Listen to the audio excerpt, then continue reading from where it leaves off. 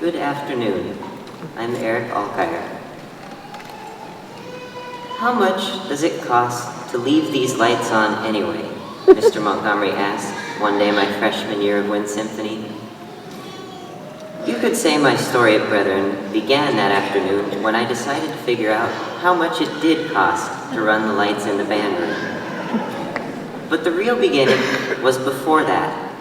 My story really began the first day of school when I, a rather awkward, quirky, and shy young boy, walked onto Brethren Christian High School's campus for the first time. As a kid, making friends wasn't always the easiest for me.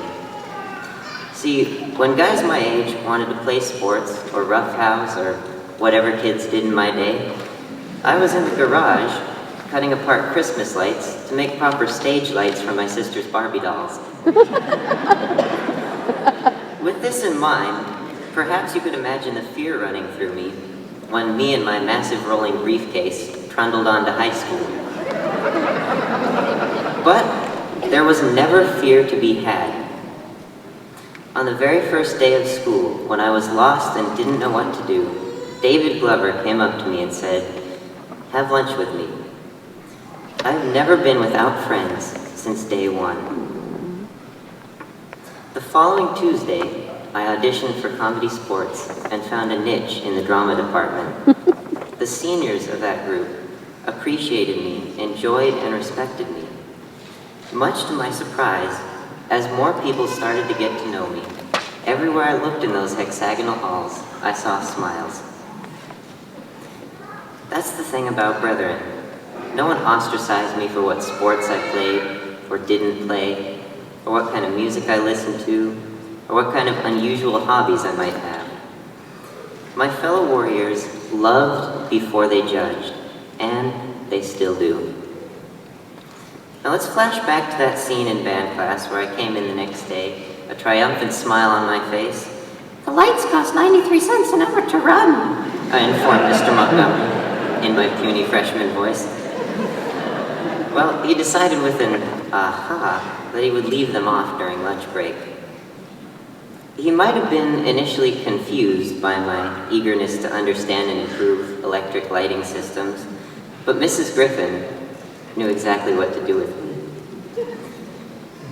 To cut a long story short, she made me the technical director and lighting designer for all of Brethren's productions. This was the first time that I had ever been given full, trusting, free rein over the lights in a theater.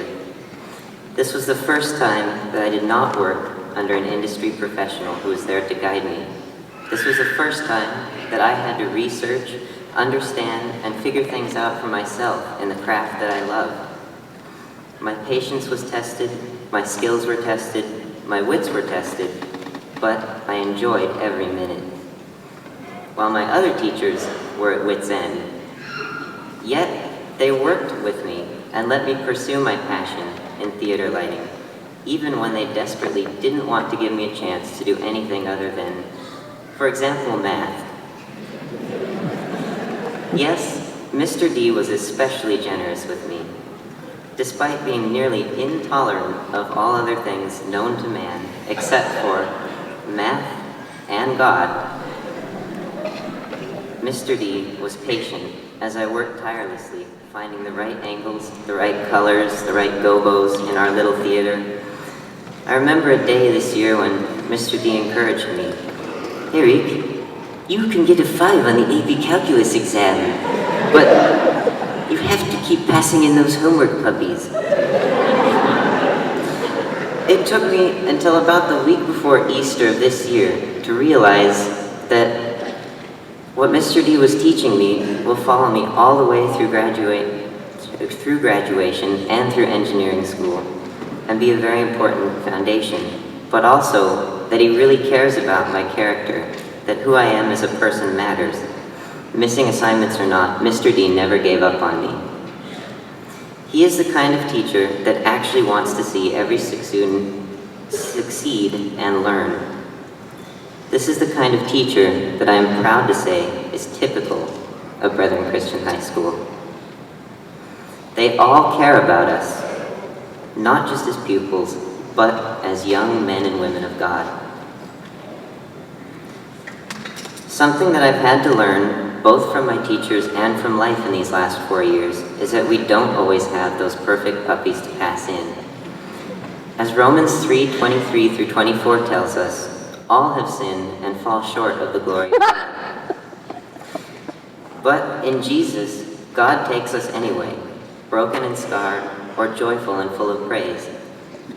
It is He who loves us and guides us in every walk of life. My favorite Bible verse is and always has been the 23rd Psalm, which says, "He guides me along the right paths for His name's sake." I have no doubt that coming to Brethren Christian High School was an important part of God's plan for me.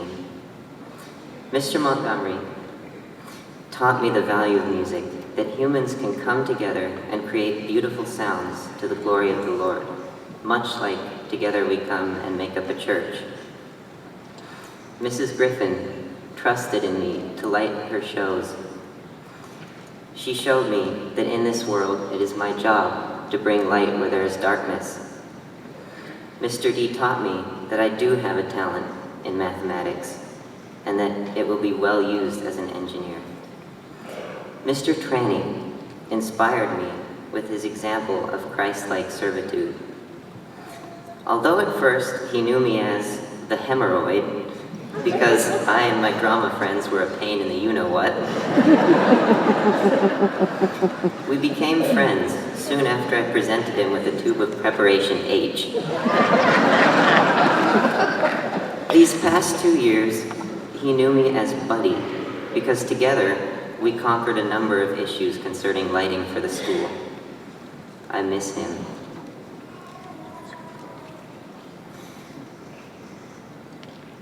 To all of our teachers here, I really want to say thank you.